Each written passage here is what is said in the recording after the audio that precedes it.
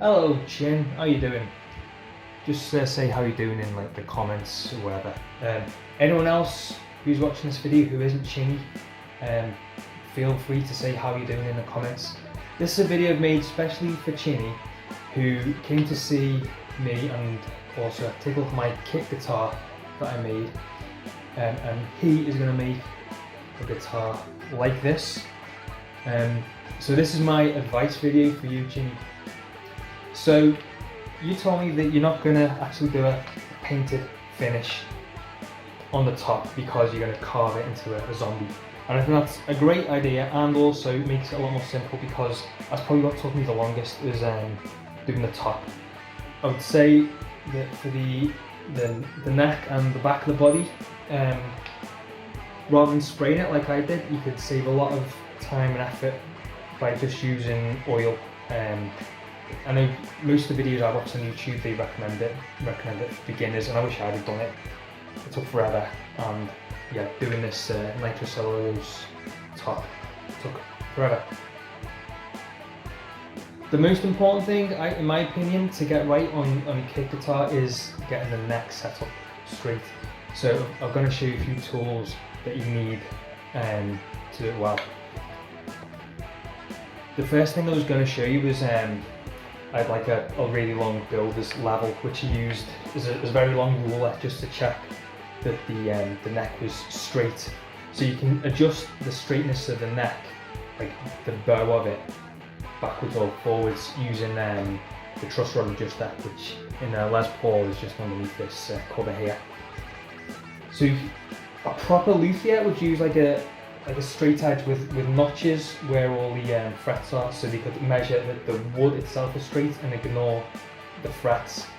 If you're just doing one guitar, it's not really worth it. So just find yourself a very long straight edge, such as a builder's level or any other really long straight ruler.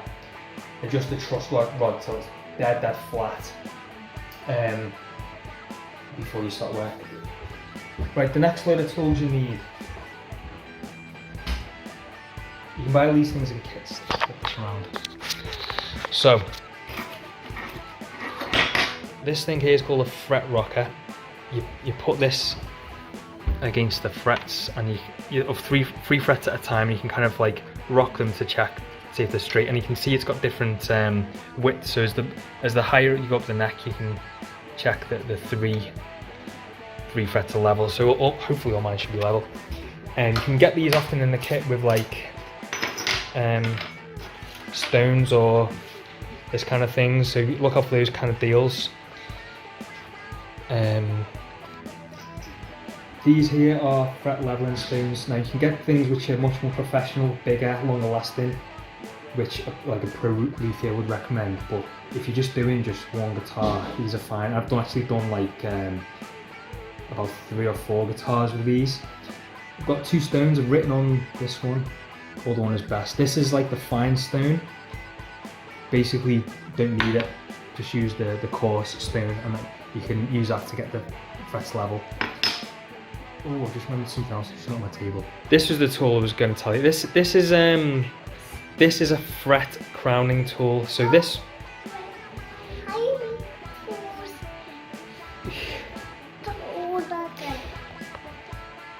So what that's for is you file the frets with it. So once you've got them level, some of the tops of the frets will no longer be a hump shape anymore. They'll be flat, and that's no good because you need like quite a precise top and middle for them. So that tool can very quickly and easily. Blippi. You want Blippi? Chinny, I recommend you stop this video and watch some Blippi now. Sorry about that. Right, so I'm not going to explain exactly how you use this because that's a whole video in itself. It's going to tell you to go and explore YouTube about how to use a fret crowning tool, but you need this. Well, you don't need it, but it's cheap and I've found it really effective to make the frets the right shape again. You'll need a Sharpie as well to get this working properly. Next, this tool is a string height gauge.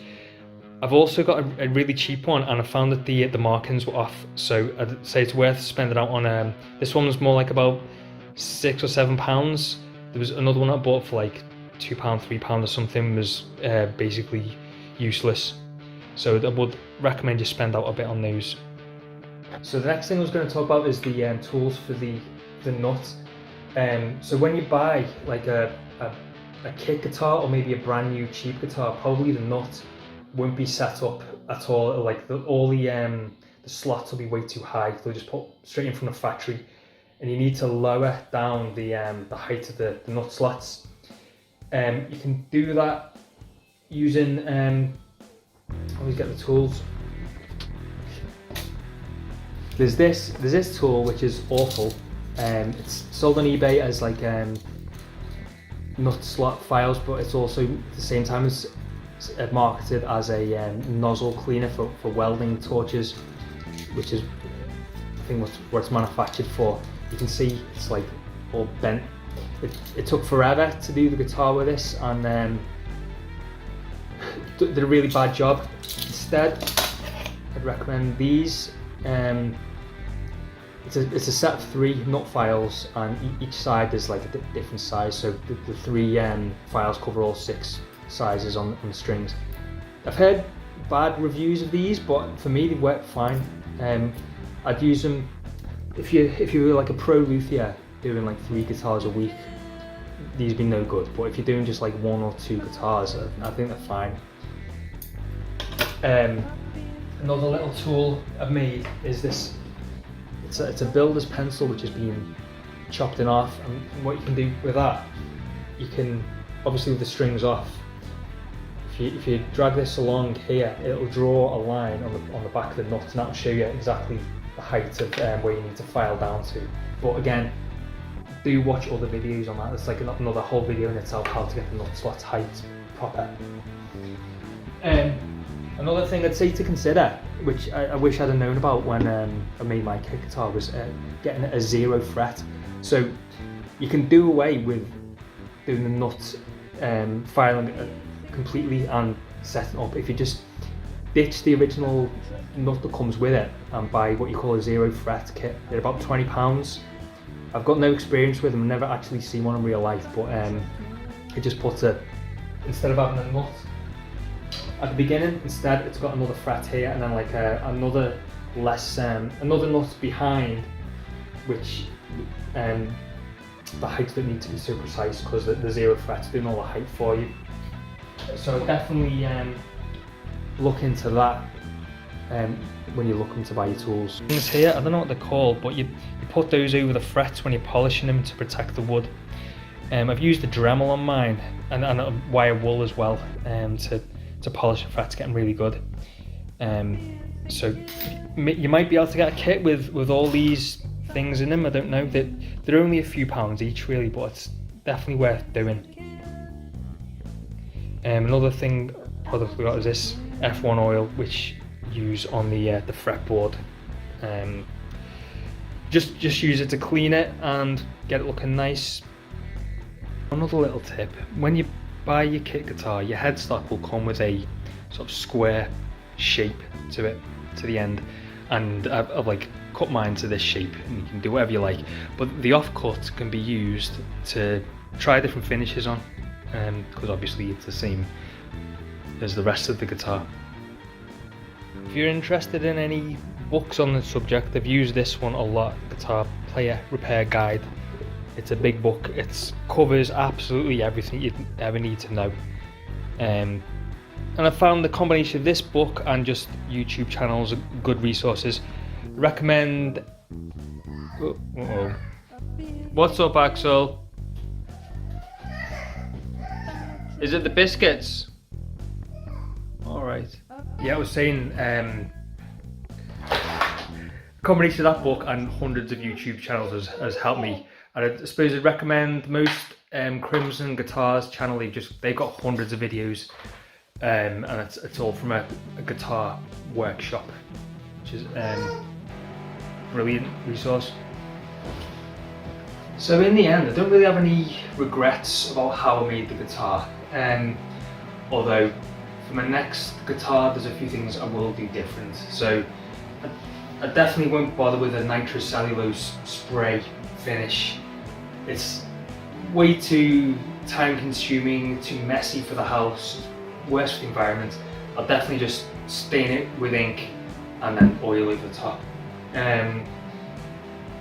What else? Secondly, the wiring. Even though I felt really confident about the wiring, I went a bit overboard with the wiring diagram. So it does have double split coils and a mega bucker circuit. In the end, the actual effects, they sound really subtle, and although it's made the guitar slightly more versatile, that's at the expense of making it more complicated. So I did end up rewiring it probably 3 times, because I was not actually as good at soldering as I thought I was. I've got better since having a lot of practice, but I'd probably next time just go for whatever's the standard wiring on a guitar, just to have something that's more robust and simple. And maybe next time I'll go for the 0 fret as well, just to make doing the notes quicker and easier. Things I did well, I did the neck leveling really well. I do that exactly the same. And probably before I did a setup again, I'd just go read through the repair manual and watch a few YouTube videos as a bit of a reminder, because it is like something I don't do all the time. It's something I do like once a year or something on a guitar, so it's good to just remind myself of the order it's supposed to be done in, because you can't just go in and just start going leveling frets and making adjustments in any random order, because they all affect each other. It's got to be done in a specific way. So definitely be doing that again, and I'd recommend you do it too. Good luck, Chinny. Looking forward to seeing your finished guitar.